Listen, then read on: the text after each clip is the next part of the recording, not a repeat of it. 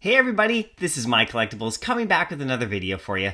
This is my roster review video for the end of March 2022. Now, I've done a few of these videos in the past where I've actually, looked at what I have on my what I'm calling roster, my collectibles that I have, all of them, and how I break them down and how I look at like what my gains are, what my losses are, how many master collector points I'm having, and this is my way of keeping track. Now, there are websites you can do this on, like a Comey Wiki and other things like that. I use those as well.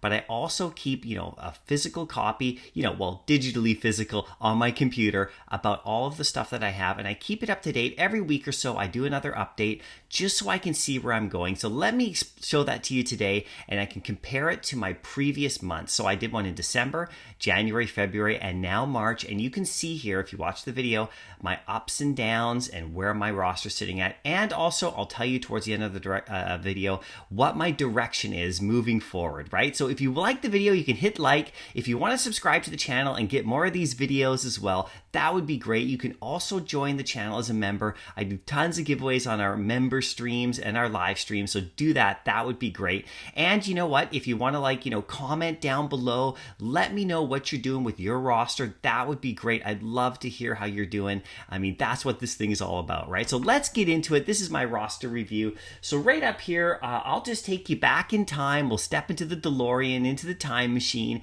and we'll go back to December of 2021. That's when I first did my first video. You can go back and look at it if you like.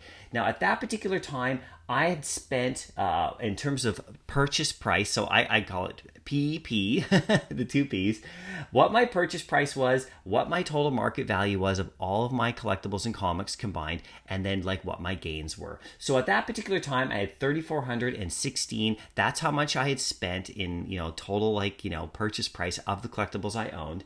And my total market value of those collectibles at that particular time was 9,893. Now, if you can see this, I can zoom a little bit more so you can see a bit closer. And the gains at that time were 6,475. So that was really good. I was quite early in the app. I joined in October, so that was incredible. This was just after the golden moments and everything. There was no master collector points for me to check out at that time, right? So that's where I was sitting then. And I did a whole video about it. And so then we jump ahead to January, and this actually, was like a big month. This is when we had massive gains, and this is pretty incredible. At that particular time, my, total value that I had purchased in the market in terms of the collectibles I had, like how much I paid for them, was 8,892, and they had a market value of that time of 37,000. And so the gains were about 28,000 gems up. And that was really incredible. That was January. This is like right at the peak, right around that time. And so really incredible, right? So I feel we can get there again, no problem at all, because we've seen it. So this is like what I'm projecting for the future. That would be great. I started to calculate my daily master collector points because that's when they came out with the article around that time, just before then. So I started to kind of calculate what I had without necessarily planning a ton. 89.75 points per day is what I was going to probably get at that time, right? So a lot changed in 1 month. You can watch that video too. A lot changed as we went to February. So this is last month, and I did this video, and this was a lot harder of a video to make. Believe me, you know what I'm talking about. End of February. My purchase price of all the stuff, because I went and got more things during that time of the month, was about 15,000 gems total. That's how much the stuff cost me. I was sitting at about 23,000 in terms of total value, and that meant I was only up almost 8,000. So you can see my gains went way down, just like everybody else's, but I was still up about 8,000, and that's great. And my master collector points, they went down because I actually sold a whole bunch of comics during that time before to go after some of this big stuff. I went after Superman and a few others, and you can watch that video too, but you can see the difference from month to month. It goes up and down. It's quite something. So that brings me to this month, to the end of February. So this is what I do, everybody. I know it's hard to see from this distance, but let me zoom it in a little bit. And then you can see I actually just keep track of all my comic books up here. I keep track of all my collectibles down there. I tell you how much, I list how much I paid for it, how much it's worth right now in the market, in terms of the rarities and stuff too. And then I tally up how many points I'm getting. And you can go check out the Medium article about the Master Collector. I'll put a link in the description below for you to check that out. That would be great. You can go and look at that. And then I do my collectibles down here. Then I add them all up, and then I come up with like my totals, right? So when I do this right here, I go into this thing, say with my comics, if I have bulk together, I just group them. So I have, like, for example, Spider-Man number 3, I have 12 of them. So I just group them together. I do a total value of all of them added together in terms of how much I paid and how much the market. I keep track of the rarity in this column right here. There's my purchase price right there. There's my market value at this particular time of the video. Now, I did this market value this morning on March 31st, right at the end of the month, and so like tomorrow it'd be different, the day after that it'd be different. But generally speaking, I check it every week or two, right? Just to make sure I'm on track. And then I update my Master Collector points that I'm likely going to be getting. And this is just the daily points. This isn't the retroactive stuff or anything like that. And it might be a little bit off, but that's how I do it. And then I go down to my actual collectibles down here. I tally them all up. I keep the edition numbers. I always keep track of those. I do the rarities, I do the purchase price and the market value right there, and then I do the same thing with the Master Collector. So if you look specifically at my comic books for this month, my purchase price on all of them, and this is hard to see, so I'll zoom in a little bit more, was $6,929. That's how much I paid for all the comics that I own right now over time in the app. They're actually $69.40 right now. They're exactly almost even, right? Which is quite amazing. After all of these, downturns and stuff, I'm still right there at even. And these are a lot of newer purchases I've made. So, they obviously won't, they're pretty close to the price I paid for them. And so my Master Collector, I'm getting like 87.5 points on comics, just daily points. That's what I've calculated so far, right? So if we scroll down here, these are I'll just keep this nicely zoomed in. These are my collectible numbers here, right? So I paid $4,186 for my collectibles, the physical ones, or sort of the digital ones, and the market value is about $10,006. So those are quite a bit higher than some of the other ones. It's about $6,463. That's my total profit on those. And then my Master Collector points daily is about $1,577. So I scroll down here. I just tally up all my Master Collector points right here on my thing as well. 87 plus 15, I get 103.27. Those are what I'm getting on my total points, right? So what I do is then I keep this little total up here in the corner, but then I zoom it in like I did with the other ones just to compare it. So these are my actual numbers, everybody. This is me just being totally transparent with all my numbers. Everybody's different, right? Everybody's got, more or less or whatever, but this is where I'm at. My total purchase price of the stuff that I have is 11,000 gems, just over 11,000.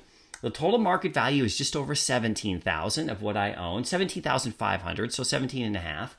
And my gains are 6,475. So I'm still up. I'm down a little bit from before, but I'm close to where I was in terms of like being up. It's mostly in the collectibles that I'm up. The comics are, like I said, quite even, but I'm not down. I don't have big losses, okay, at this point. I'm still treading water nicely. I think I'm making good choices, about the collectibles I'm getting and the comics. And I'm thinking way long term, and I have no fears that number won't go way up. That number is going to go way up. But there's one extra thing that I'm adding this month that I think is interesting that I'm going to start doing moving forward, and some of you are already doing this maybe, but I'm keeping a nice gem balance now in the app just in case, something comes out that I want to go after, so I don't have to then panic and liquidate and sell stuff for way lower. So I've loaded up my account over time just by making some sells and stuff like that to get myself to a point where I have about just over 2,000 gems just sitting there in my account at all times. I'm not going to spend those gems on just anything, stacking more stuff or whatever. I'm going to hold that in case stuff comes out that I want to go after. That way I don't have to panic sell and I don't have to lose gems, because that's the worst. You see something that comes out, you're like, oh no, I want it. All your stuff is locked up in collectibles, and so then, or comics, and then you have to start selling stuff off, and we get this gem squeeze situation. So I'm recommending everybody, if you want to avoid gem squeezes, just have a nice amount of gems in your account at all times. Cap it off at whatever's comfortable for you, and do it when we don't have gem squeezes, everybody. Do it when there isn't some big item coming out, because you'll get more. So you might want to sell here and there just to get yourself a little cushion, and then you'll always have that. That's what I'm doing moving forward. board. And then my total, so if I add those gems together with my value in the marketplace, my total vault value is around just under 20,000, which I think is quite good for me at the moment. My master collector points are 103 every day, so that's going to be really good, right? So that's kind of the numbers for you. I just wanted to show you that. Let me know how you're doing as well. I know there's lots of people who have way bigger numbers. Let's go into just some of the stuff. I want to break down some of the collectibles I have. This is my biggest loser so far. I hate calling it a loser because it's the Aston Martin, but this is my biggest loser. This is the one. This is the purchase price at $485 for the Aston Martin. This is just the ultra rare version.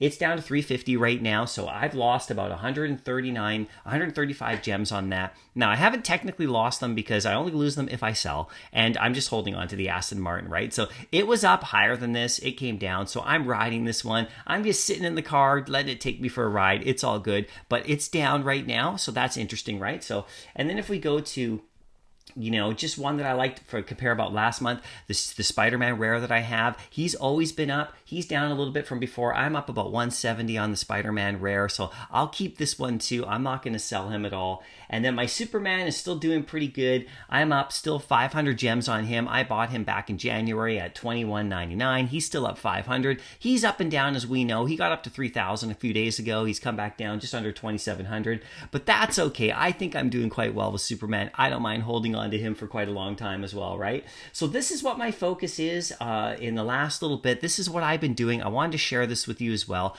I've been focusing on getting the newer secret rare comic books that I think are really good and actually going after them while they're cheap in the market. I think this is going to be great long term. So these are the 4 recent ones that I've picked up as secret rares, and you know, I picked them up for like really quite good prices, like in the 200 range on each one of them, except for the Ghost Rider. I had to spend a bit more on him, but that's okay. He was already established, but I have him pretty much where I bought him at. I haven't lost on him at all. But the Spider-Girl, and of course the new Spider-Man 101, and of course the NYX. I got all those secret rares quite recently, obviously, because they just came out. But I got them really cheap, so I'm going to hold on to them. And then what also I'm doing for Master Collectors, I'm stacking up comics that I really like. I'm going after like Amazing Spider-Man 3. I have 20 of those for uncommons, right? I have a lot of these ones here. This is Amazing Spider-Man 86. This is with the Black Widow. Now, I'm doing this one because it was cheap, good Master Collector, and easy to sell later. I picked up tons of the Spider-Girls because I love the Spider-Girl, of course, you know that. And then I just picked up 20 of the Morbius ones, you know, of the uncommons as well. I got all of these except for this one here. I got this one in the $30 range over time, 30 to 40 range. These ones right here, I picked up all like around 7 gems each, 7 to 8 at the most. And so those are going to do really well, in my opinion, longer term, right? So that's sort of what I'm doing. When a new comic comes out that's really good, I'm going to go after the secret rare if I can, and then stack a bunch of uncommons. That's sort of my strategy. I'd love to hear what your strategy is as well. So that's my roster review for the month of March. I'll scroll back here.